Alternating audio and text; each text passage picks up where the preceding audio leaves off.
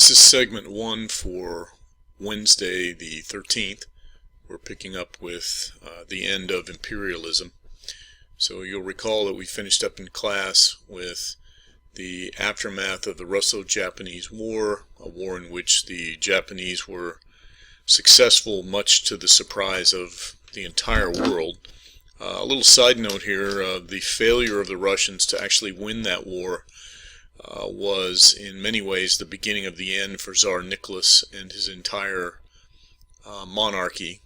It showed the crackling and crumbling infrastructure of the Russians, and World War I will then put them all the way over the top, and of course we'll have the Communist Revolution in 1917, or at least the Bolshevik Revolution, and then the Civil War that ends up with the Red Russians installing communism in 1921.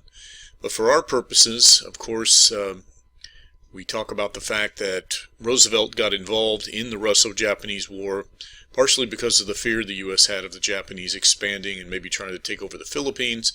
So he began the process of negotiations with both the Russians and the Japanese.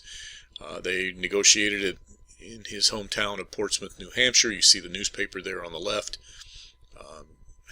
hailing or heralding the settlement itself, and you see the two cartoons that deal with how the settlement was put together. But why did the Japanese sign if they seemed to be very victorious? As we talked about in class, they seemed to be winning, but unknown to their people, their government was broke and could not fight on. Their government did not want to admit failure because, of course, the saving face issue would definitely get the government kicked out, but instead blamed the treaty on Roosevelt, claiming that he had threatened that the U.S. would join the Russians to fight Japan if they did not sign. This was untrue, but this idea caused great anger in Japan towards the U.S. Roosevelt is burned in effigy in Tokyo and other major Japanese cities. The U.S. responds by limiting Japanese immigration to the U.S. Well, and this is a very important point, the states on the West Coast took advantage of the situation to pass segregation laws, segregating Asians and Anglos in public facilities, especially in schools, under the separate but equal provision of the Plessy versus Ferguson case that had been passed in, or had been decided in 1896. Now, most people think this case was only the basis for segregation between black and white, but on the West Coast, where there was a strong Asian presence, it was used to segregate Asian students from Anglo. There's a whole bunch of trouble, or a whole bunch of problems with this. One of them is that the American people were confusing the Japanese with other Asians, and there is a lot of difference between Asian cultures, a lot of there are things that they like about each other, there are things that they don't like, but lumping all Asians together is a pretty typically American view of the cultures that exist in Asia. But as the war of words begins to increase between the two sides, the Japanese become angry. They think that their fellow citizens are being mistreated in the United States. Japan responds with war threats.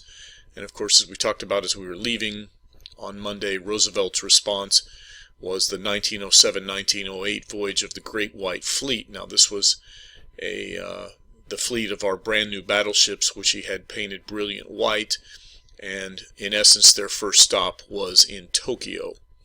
The Great White Fleet, as the commander of the fleet said, steamed into Tokyo or Yokohama Bay, and as I told you in class on Monday, the sailors that were on those ships believed they might be fired upon as they pulled into Tokyo, but as their commander wrote in his diary, the U.S. fleet was received well, and ultimately what happens out of this is really two agreements, the Gentleman's Agreement and the Root Takahara Agreement, both of which really just end up agreeing between the two nations that they would leave each other's possessions alone.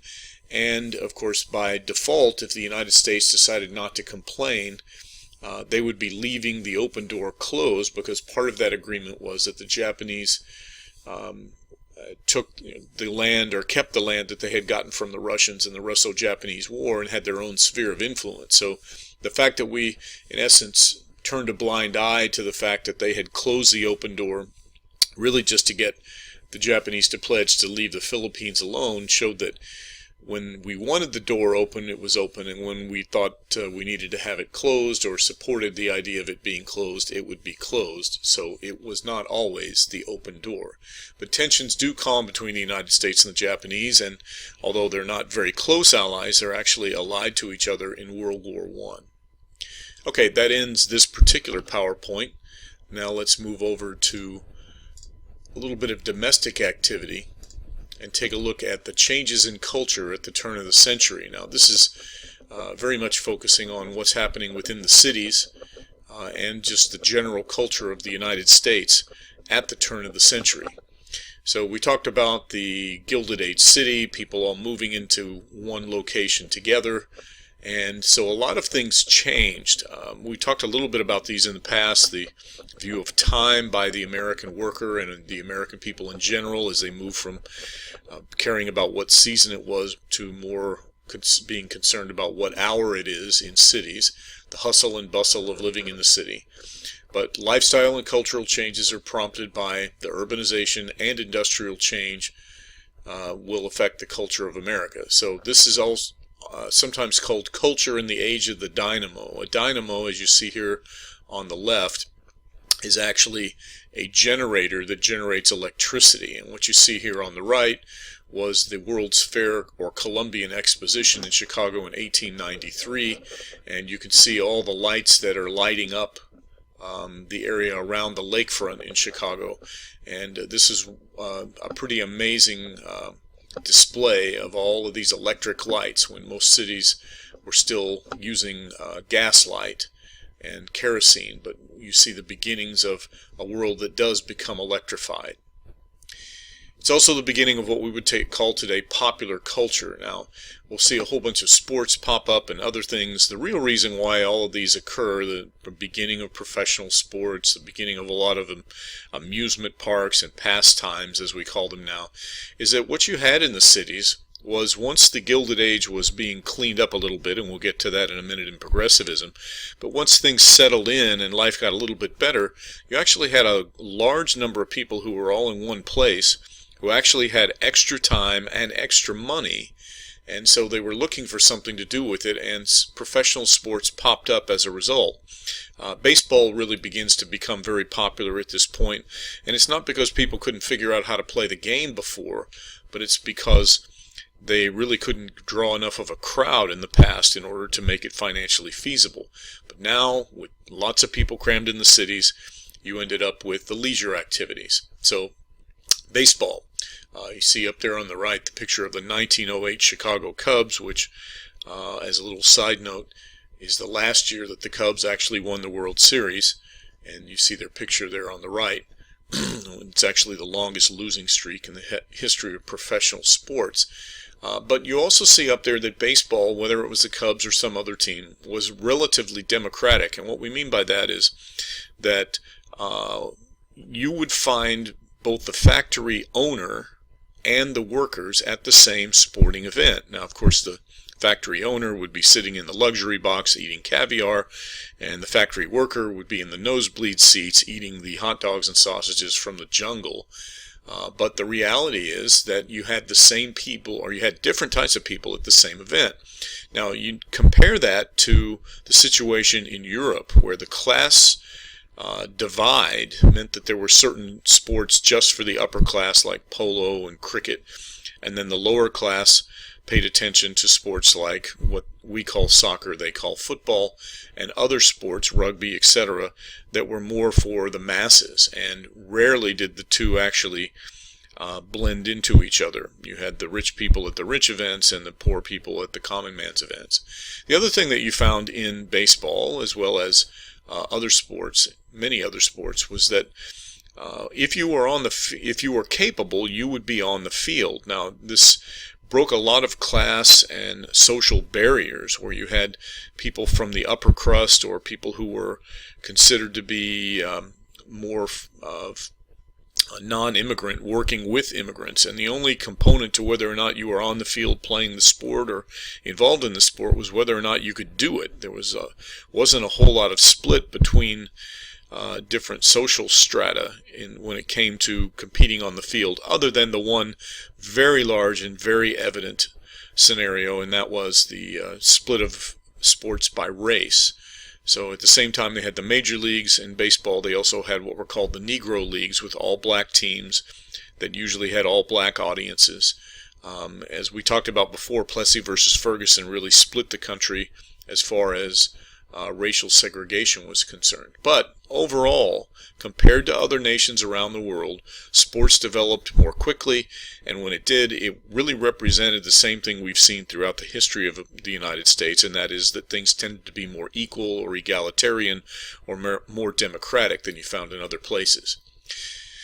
Another sport that was pretty popular at the time was boxing, and I have 3 pictures here of a very famous boxer by the name of Jack Johnson. Now, Jack Johnson, of course, was something that was a bit of an anomaly at that time in history, and that is that not only was he a champion who was from the poor side of the tracks, he was black. And it was unusual for a black champion to exist in what tended to be all-white sports. But in boxing, Jack Johnson really was sort of the king of the sport.